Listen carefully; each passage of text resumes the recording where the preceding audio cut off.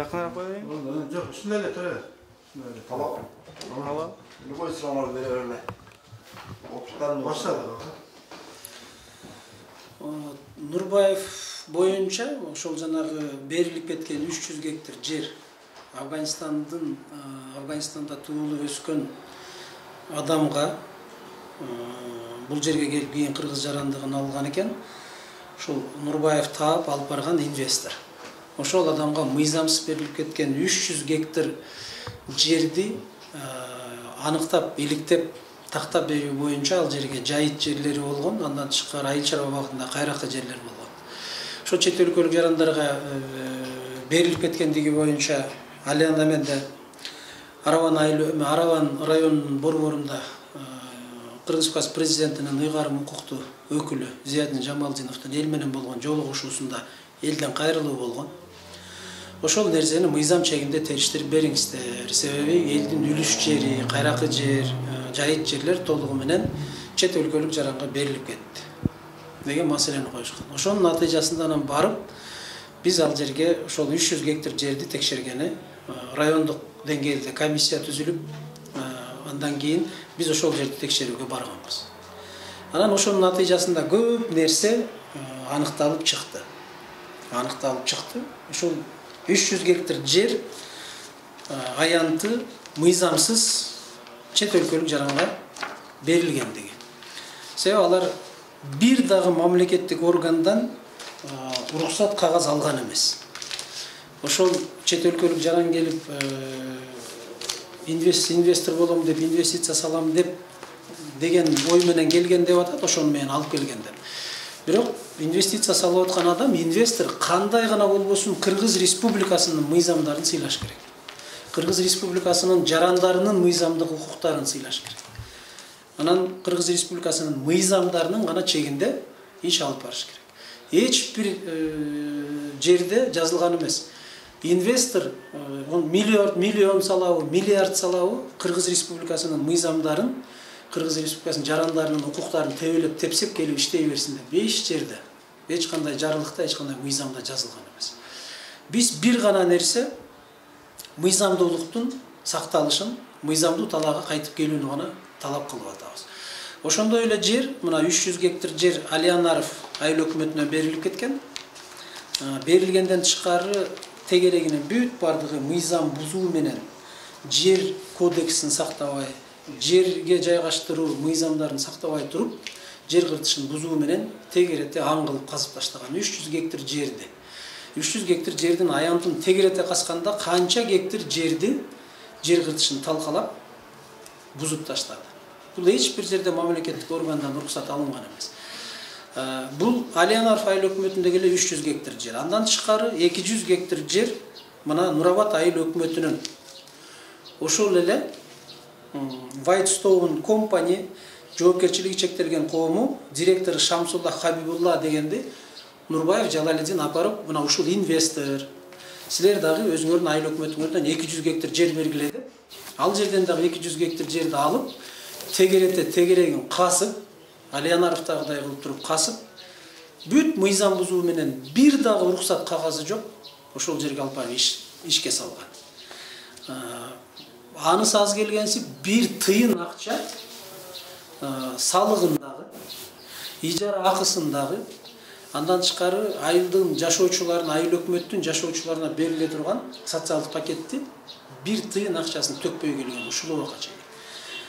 Бир канча жолу буларга кайрылуулар жазылган экен. Мына бул Юсупов айыл өкмөтүнөн берилген 200 гектар жердин мына келишими. Мына Юсупов айыл өкмөтүнөн дагы 200 гектар жерди келишим менен кылып атат. Мына бул Юсупов айыл өкмөтүнүн счет фактурасы, тигилерге счет оплата берип атат. Бизге төгүп койгула, карызыңар туруп атат, ижарадан төкпөй жатасыңар, социалдык пакет төккөн жоксуңар. Кийин бизде мыйзам менен суралабыз. Бизге төгүп койгула деп суранып жазып атат. Эч ким эч бир тыйын төккөн эмес. Булардын неме берген запросуна жооп да келген эмес. Мына Нурабад айыл өкмөтү жазып атат. Акчаңарды төгүп койгула, силер бизге карыз болуп атасыңар. Бир дагы катка жооп келген эмес, бир дагы сом акча ал жерге төлөнгөн эмес. Келишимдеринин бүт бардыгы мыйзам бузуу менен түзүлгөн. Мынакей мынтип жазып атат. Азыркы күнгө келип жогоруда аталган жайыт жери боюнча ижара акысы төлөнбөгөндүгүн жана түзүлгөн меморандум боюнча айыл өкмөтүнүн социалдык жактан инфраструктурасын жана агрардык жактан өнүгүүсүн жакшыртууга айыл өкмөтүнүн аймагындагы айылдардын тургундарын жумуш менен камсыздоо болгон эмес. Ошондой эле айыл өкмөтүнүн аймагындагы айылдардын тургундарына материалдык жактан колдоо көрсөтүү үчүн жылына 130 миң сом акча каражатын бөлүп беребиз деген сөзүнүн бирөөсү дагы аткарылбагандыгын билдиребиз. Ушунун негизинде азыр айыл өкмөттөр компаниянын жетекчилигине каттарын жазып атат. Биз бир тараптуу келишимди бузуп, ал жерлердин бардыгын кайра муниципалдык менчикке алабыз. Себеп дегенде силер келишимде көрсөтүлгөн бир дагы мыйзамдуу өзүңөргө жүктөлгөн милдеттерди аткарган жоксуңар деген чечимин чыгарып, айыл өкмөттөр кат берет, айыл өкмөт токтомун чыгарып, ал жерлер кайра муниципалдык менчикке алынат. Себеп дегенде Кыргыз Республикасынын аймагында мыйзамсыз Кыргыз Республикасынын мыйзамдарын тепсеп, элдин мыйзамдуу укугун тепсеп иштегенге бир дагы инвесторго укук берилген эмес. Бул Кыргыз Республикасынын президентинин тапшырмасы, Кыргыз Республикасынын президентинин Ош облусундагы өкүлүнүн талабы. Биз мыйзам талаасында гана иш алып барабыз. Эгерде Ош облусунун аймагында жашоочуларга, Ош облусун өнүктүрүүгө, өстүрүүгө салым кошом деген мыйзамдуу Кыргыз Республикасынын мыйзамдарына баш ийген инвестор келсе, биз толугу менен колдоп, алардын мыйзамдуу кызыкчылыктарынын бүт бардыгын колдоп бергенге даярбыз.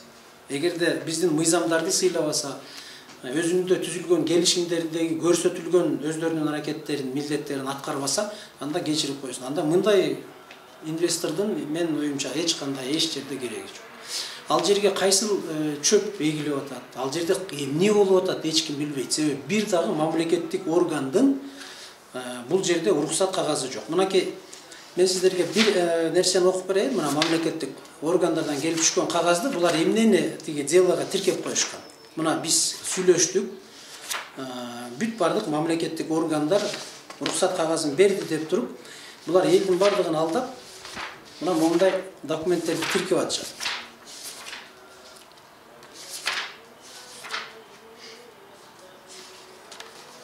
Мынакей мен Юсупов айыл өкмөтү Араван району башчысы айыл өкмөттүн Н. Абдыраимовдун мына колу менен коюлган кат билдирүүнү алып. Whitestone компания ЖЧК тарабынан 25.04.2022 жылга карата аткарылган иштери аталган 200 га жер тилкесин айдоо жасап, бирок ушул күнгө чейин эгилген жок. Ижара келишиминдеги ижара акыны жана меморандумдагы төлөмдөр төлөнгөн эмес, жана жумушчу үчүн бир дагы айыл өкмөттүн аймагындагы жашаган жарандар тартылган эмес. Whitestone компания ЖЧКсына ижара келишиминдеги төлөмдөрдүн төлөө боюнча бир нече жолу эскертүү берилген, бирок жооп жок. Билдирүү. Бул айыл өкмөттүн билдирүүсү. Экинчиси, булар жазып атат. Мамлекеттик органдарга деп уруксат кагазын алыш керек да, мамлекеттик органдардан. Кыргыз Республикасынын өкмөтүнө караштуу курчап турган чөйрөнү коргоо жана Токой чарбасы мамлекеттик агенттиги булар кат жазган экен. Анан алар жооп берип атат. В связи с тем, что указанные виды не являются чужеродными ГАО ОСЛХ, был кыскартылганда Государственное агентство охраны окружающей среды лесного хозяйства, не возражает ТЭТ вышеуказанных видов на территории Ошской области при соблюдении технологии посева, согласовании с соответствующими научными организациями, органами Государственной службы по карантину растений в республике и органами местного самоуправления деп жазып берип. Булар ушунун бүт бардыгын калпелеп биз мына уруксат кагазын алдык деп ушуларды көрсөтүп чуркап жүрүп атат. Болгон нерсе, ал жердеги жана жерден келип чыккан талаш бул ушундай. Экинчи маселеси эмеде тиги Нурбаевтардын маселесине келип такалалык. Мына бул Нурбаевдин бир маселеси. Бул жерде Нурбаевдин Жанбек Паяздинов деген бир тууганы ушул компанияга ортомчу болуп чуркап жүрөт экен. Бүгүнкү күнгө чейин ал адам прокуратура органдарында иштейт экен бизде. Мен бүгүнкү угушума караганда ошол адам ортомчу болуп бүгүн чуркап жүрөт экен. Мен ошолорду алып келгем. айыл өкмөттүн өзүндө, анан айыл өкмөткө тиешелүү сыртындагы ишканалардын бүт бардыгында 11 Нурбаевдардын туугандары иштейт. Мен өзүм муну факты менен дагы социалдык түйүндөрдү айтып бердим. Эгер кааласаңыздар, ар бирин сиздерге дагы айтып берем. Эгерде чындап ушуну алып чыгабыз эфирге, көрсөтөбүз, кыркпайбыз, биз өзүбүзгө эле керектүү жерин эптеп тартып алып, анан ошол жерди чыгарып, тигилердин сөзүн сүйлөйбүз десеңиздер, анда кереги жок.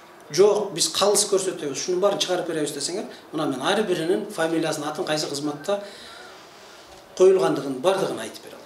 Өз агай, өз новостиде 25 секундке чейин кетет го.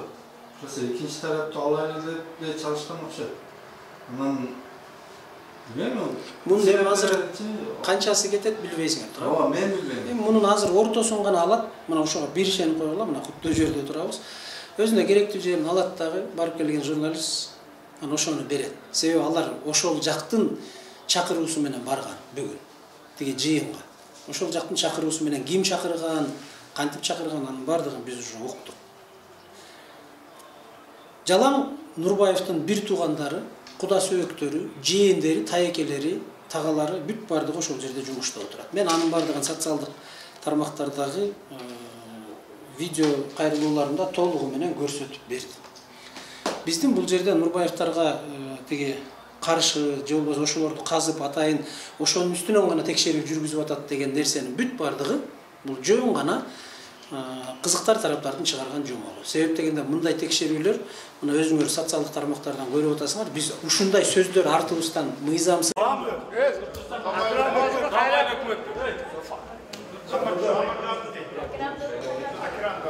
Akram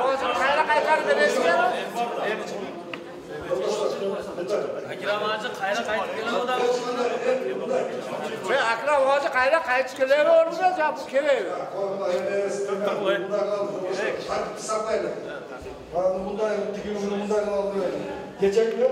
Geçen gün buradan vasıfsız etti. Gözünü dememene giderdim, göz ayıp gitti. Gitti. Kaysa da Nizam boyunca ana hakim dayındamaydı. Ayrı kurtlar dayındayım. Ayrı kurtlar anan arızcasına ağır bir adamın ağır bir cananın özünü okuğu. Doğru mu? Ama onu belirle koştum. Usunçacılık işlettiğimin, usunda ol ben JK görmen yok mu adam? Usunçacılık işlettiğimin rahmat. Ben daha bizlerge gereği deyip alıp gitti. Doğru mu? Arzı taşıp gitti. Usundaydı. Bana Mehmet Gücel'den anımını da öşkedi. Ağır bir desteğe uçuğuz kuremez. Bir kadın geçse ikinci kadın çıkarttı bende. Akram Hacı'дағы оғанда жақсы деген, жақсы игіліктер жаратқанды. Бірақ ұсыншалық істерінде чечімін ұшыл деп жолдаштар. Мына бұны ашық әлі айтып, чечімін ұшыл деп арыз жазды. Urmatlı Mehmet Sülakoy, akalarım, ukalar, eceler, sizlerden soranız. Anda tragediya bu. Bu meseleni alıp koydular. Sebebi Akram Hoca жақсы bola. Anı saktaş, meni işim. Anı elden saktaş, problemalardan saktaş, başka işlerden saktaş, meni işim. Akram Hoca boyunca benim özümde başka programım var. Akram Hoca'nın geleceği key. O sizler oylayan narsa çok büyük. Biz bunu özümüz seçeriz. Akram Hoca'nı ben de çakırıp, hakim de çakırıp, işten ketesin diyen söz yok. Buna özü durar. Özü gelip, situasyonunu görüp, üyür olup durup, içinde ben es alayım, çarcadı tuğru. Artık turduğu mesele boyunca ona 8 yıldan beri Cavabacı'nın aldığı işleri bana çok televizyonda varıyorum da uşuk oldu, Razborga'da varıyorum uşuk oldu, içine çarcadı. İçinde dember ağız uşuk açı. Başka, bir aktivist, bu başka vapros. Sizlerden soranış, Akram Hoca'nın bana koy verirler, ben özüm çekeceğim. Bir de,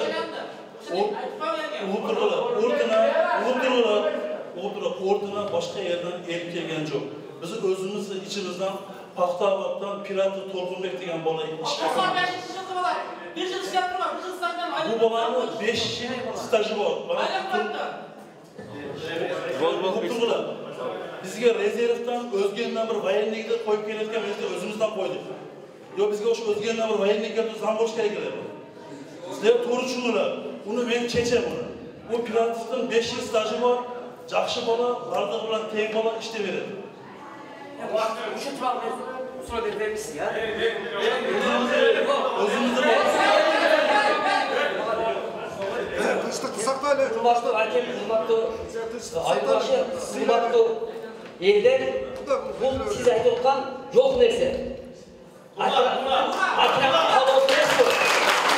Бул Жаныкуловдун калоосу. Элди алдабастан, силер элди алдабастан туура иштешиңер керек. Силер Жаныкуловго чакырдыбы? Айт берди. Чакырдыбы? Чакырды. Чакырды. Ооба, чакырып туруп, мен ошондо шак алып таштайсың. Ошондо Жаныкуловдун немеси, онун ошо секциясы менен иштеп туруп, анан кийин чыгып кетер. Одан башка ошончо жаш балабы, ошо жаш баланын келечеги алды эмес, накамды калдырып калат. Биз талаптар, биз ошондо талаптарбыз, кайда ошону коюп беришке. Бүгүн биз кетпейбиз, ошону коюп бересиңер.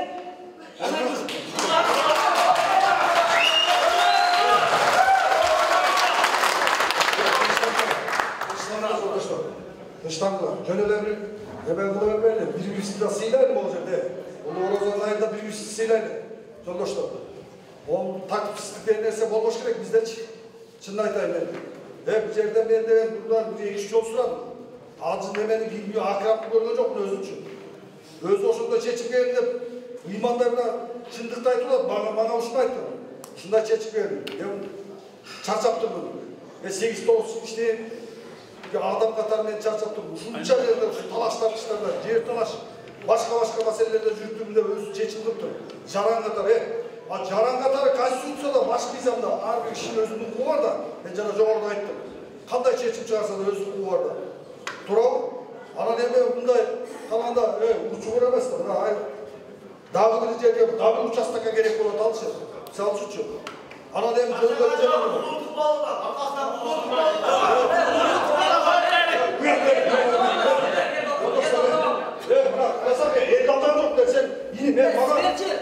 Bekir dolmak olsa dışlanma. Ya dışlanma. Ya neden tartışsız ya? Dışlanma arkadaşlar. Dış ne tartışka çakıram size. Ya bunu neden tartışsız ya? Kanday bunu. Birinci koyma bir şey geldi olay. Bol. Demek Kudayın bunu gündüğü geldi olmadan gönül güne olsa. Жөн эле ушак сөздөр айтылбасын деп атайын видеолорду алып барып ошол жерлерге социалдык тармактын өкүлдөрүн алып барып ошол жерге тартып элге ачык жарыялап атканыбыздын жыйынтыгы эмеси натыйжасы дагы ушу да. Биз элге ачык болсун деп атабыз. Бүт бардык нерсе ачык жетсин деп. Мына Ноокат районунда, Өзгөн районунда, Арабан районунда, Кара Суу районунда bir катар айыл өкмөттөр текшерилди, bir катар мекеме ишканалар текшерилди. Бардык жерде мыйзам бузган жетекчилердин бүт бардыгы кызматтарынан алынды, өздөрүнүн жазаларын тартып атышат. Мына бүгүнкү күндө Алянаров айыл өкмөтүнүн орун басары Өктамов Акрам деген жигиттин кызматтан алынышы боюнча дагы бир топ сөз болуп атат. Өзүнүн арызы менен кетирилген кемчиликтерин мойнуна алып, жазып берген арызынын негизинде ал жерге буйрук чыгып, айыл өкмөттүн буйругу менен ал кызматынан кетип, кайра ордуна жаңы кызматкер дайындалды. Бүт бардык кагазга ошол Акрам Өктөмов кол койгон. Бир да кагазда башка адамдардын колу жок. Жалаң эле ошол Розали Кудайбердиев деген Нурбаев Жалалидиндин бир тууган иниси, айылдык кеңештин төрөгасы, ошонун төрөганын печати менен, айылдык кеңештин печати менен төрөганын колу, анан жалаң ошол Өктөмов жанагы Акрам беле ошол жигиттин колдору бүт бардык. Азыр булар жумушунан эле алынып коюлбастан тергөө органдарына бардык кагаздарын биз өткөрүп беребиз. Муну азыр дайындап атабыз. Кыргыз президенттин администрациясына, министрлер кабинетине толугу менен кызматтык кат, кандай болгон, кантип булар мыйзамдарды бузган, кантип Кыргыз мыйзамдарын тебелеген, мына бүт бардыгын фактылар менен дайындап атабыз. Ушулардын баардыгы кеткенден кийин биз аны укук коргоо органдарына өткөрүп беребиз. Мындай өзүм билем, Кыргыз Республикасынын мыйзамдарын тебелеп тепсеп, өзүнүн элинин кызыкчылыгын эмес, чөнтөгүнүн курсагынын кызыкчылыгын ойлогон айыл өкмөттөр, зам айыл өкмөттөр жумушунан эле кетип калбастан буларга кылмыш козголуп, кылмыш жолуна тартып жооп бериш керек булар. Биз ошонун үстүндө иштейбиз. Нурбаев менен өзүңөрдүн жеке бир келишпестик бардыгы атты да. Жана туугандар чыгып айтып атпайбы? Ушуга кандай жооп бересиз? Нурбаев менен Кайсы көз алышты? Нурбаев Жалалидин менен менин ортомдо ысык дагы болгон эмес, суук дагы болгон эмес. Мен ал киши менен жакын мамиледе дагы болгон эмесмин, алыс мамиледе да болгон эмесмин. Бир гана жолу көргөм, районго барганыбызда ошол айыл өкмөтү экен ал киши. Алиянаров айыл өкмөтүнүн башчысы деп аким биз менен тааныштырган. Башка ортобузда ысык суук дагы болгон эмес. Мен ал кишиге тааныбайм дагы мындай алганда. Ага бир эрегише турган, ага бир артынан түшө турган бизде негиз дагы жок. Болгону биз ушул мыйзамдын гана чегинде иш алып баруунун аракетин көрүп атабыз. Мыйзамды бузду Кыргыз Республикасынын мыйзамы. Ал Нурбаевпы, Эшматпы, Ташматпы Кыргыз Республикасынын мыйзамынын алдында жооп бериш керек. Ошондо жанагы цех боюнча дагы тиги цех боюнча сөздөр болуп атат да. Мунун айыл өкмөт частный экен, айыл өкмөткө өткөрөбүз деген сөздөр болуп атат экен. Şu именно siz жактан ушундай сөз болду деп элдер айтышты да. Тигүү цехи боюнча мындай да, бул жеке менчик компанияга документтерин оформить этишип 49 жылга арендага берген экен. Жерди. Арендага берген 250 жумушчу орун менен 250 элди камсыз кылабыз деген ошол жердеги жергиликтүү тургундарды бүгүнкү күнгө чейин ал жер иштебей турат тигүү цех. Ар кайсы шылтоолорду айтып атышат, баягы жабдуулары келбей атат, анан ана келе атат, мына келе атат деп атат. Ошол цехтерге чейин бардыгында Жалалидин Нурбаевдин бир туугандары иштеп атат. Директор болуп, зам директор болуп, ошол жерде снабженец болуп, жалаң ошол кишинин бир туугандары жүрөт. Эгерде эл үчүн иштейм десе, эл үчүн кылып атам десе, ушу элге бир шарт түзүп берип атам деген адам эмне үчүн өзүнүн бир туугандарын жалаң жумуш менен камсыз кылат? Алиянаров айыл өкмөтүнүн аймагында şu Нурбаевтардан башка иштей турган, муктаж болгон жумушка, айлыкка муктаж болгон адам жок. Маселе ушул жерде келип чыгып атат. Ким гана болбосун мыйзам алдында өзүнүн ишин так аткарса, ага эч кандай кине да коюлбайт, ага эч кандай суроо дагы болбойт. Раз мыйзам бузуп, Кыргыз Республикасынын мыйзамдарын тебелеп, өзүнүн курсагы чөнтөгү үчүн аракет кылды, демек ал мыйзам алдында толугу менен жооп бериш керек. Мен ойлойм ал жооп берет.